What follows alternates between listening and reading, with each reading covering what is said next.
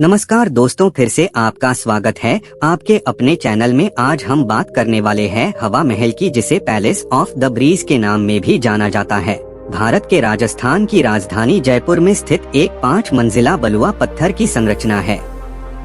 यह 18वीं शताब्दी में राजपूत शासक सवाई प्रताप सिंह द्वारा बनवाया गया था और इसे राजस्थानी वास्तुकला के सबसे महत्वपूर्ण स्थलों में से एक माना जाता है। अपने वास्तु महत्व के अलावा हवा महल अपने ऐतिहासिक और सांस्कृतिक महत्व के लिए भी जाना जाता है।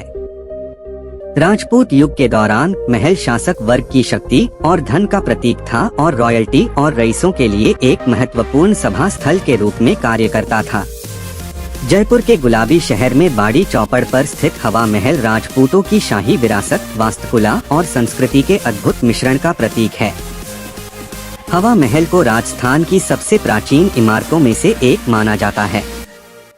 बड़ी ही खूबसूरती के साथ बनाया गया हवा महल जयपुर के सबसे प्रसिद्ध पर्यटक आकर्षणों में से एक है। कई झरोखे और खिड़कियां होने के कारण हवा महल को पैलेस ऑफ विंड्स भी कहा जाता है। भगवान श्री कृष्ण के मुकुट जैसी इस 5 मंजिला इमारत में 953 झरोखे हैं, जो मधुमक्खियों के छत्ते से मिलते जुलते हैं, जो राजपूतों की समृद्ध विरासत का एहसास कराते हैं। लाल और गुलाबी बलुआ पत्थरों से बना हवा महल सिटी पैलेस के किनारे बना हुआ है। हवा महल की खास बात यह है कि यह दुनिया में किसी भी नींव के बिना बनी सबसे ऊंची इमारत है।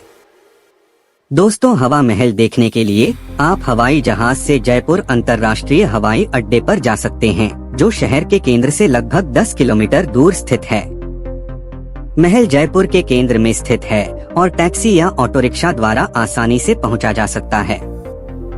पर्यटक को प्रवेश के लिए एक टिकट खरीदना आवश्यक है और फोटोग्राफी और वीडियोग्राफी के लिए मामूली शुल्क है।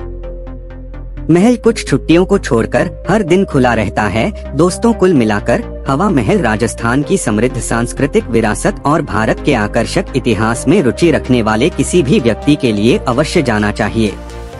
अपनी जटिल वास्तुकला, सुंदर कलाकृति और समृद्ध सांस्कृतिक महत्व के साथ यह आने वाले सभी लोगों पर एक स्थायी छाप छोड़ना निश्चित है और इसे शाही महिलाओं के लिए गर्मियों में एकांतवास प्रदान करने के लिए डिजाइन किया गया था, जिनसे सख्त पर्दा या बाहरी दुनिया से अलग रहने की अपेक्षा की जाती थी।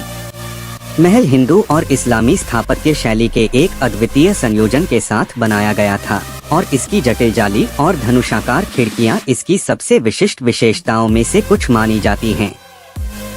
दोस्तों, हवा महल के निर्माण के मुख्य कारणों में से एक शाही महिलाओं को आम जनता द्वारा देखे बिना शहर के दैनिक जीवन और धार्मिक त्योहारों का पालन करने की अनुमति देना था।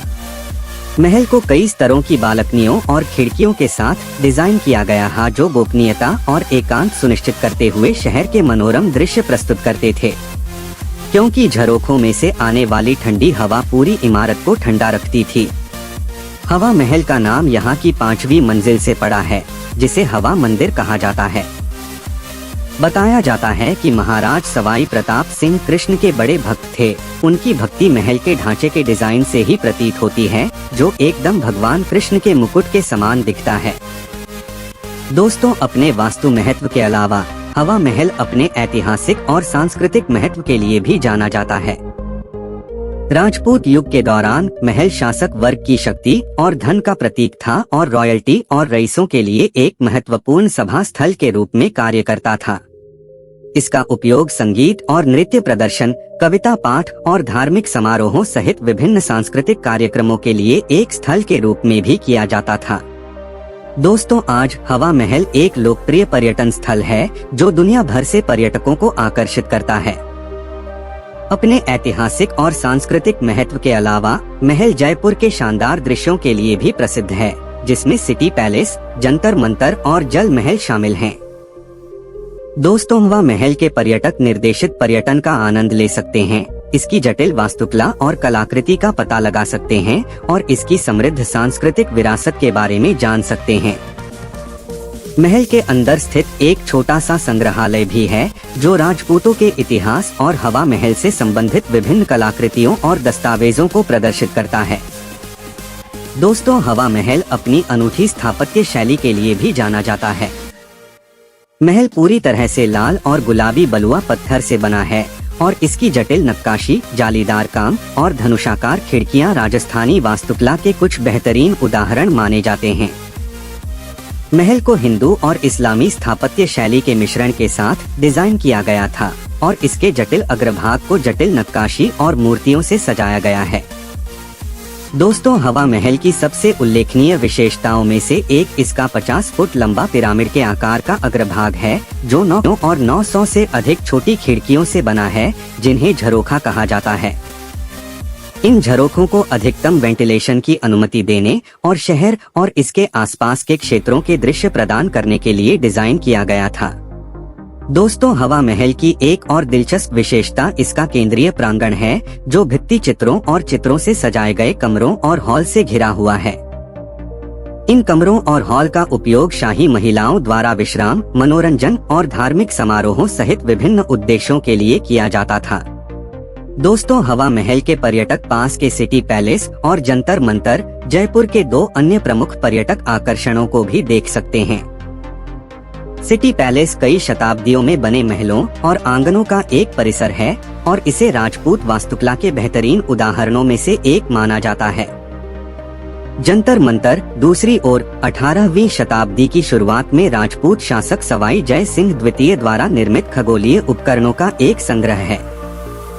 दोस्तों, हवा महल की एंट्री फीस भारतीयों के लिए 50 रुपए और विदेशियों के लिए 200 रुपए है।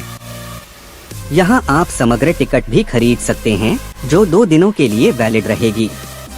इस टिकट की कीमत भारतीयों के लिए 300 रुपए और विदेशियों के लिए 1000 रुपए रखी गई है।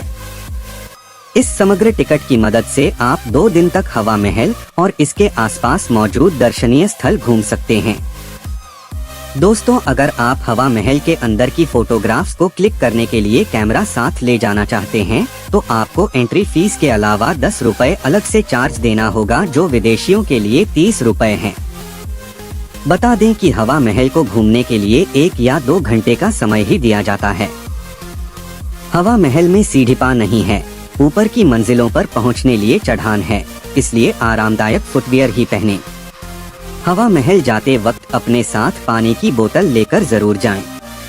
यहाँ दीवार बहुत छोटी है, इसलिए सावधानी बरतें और सभी नियमों का पालन करें।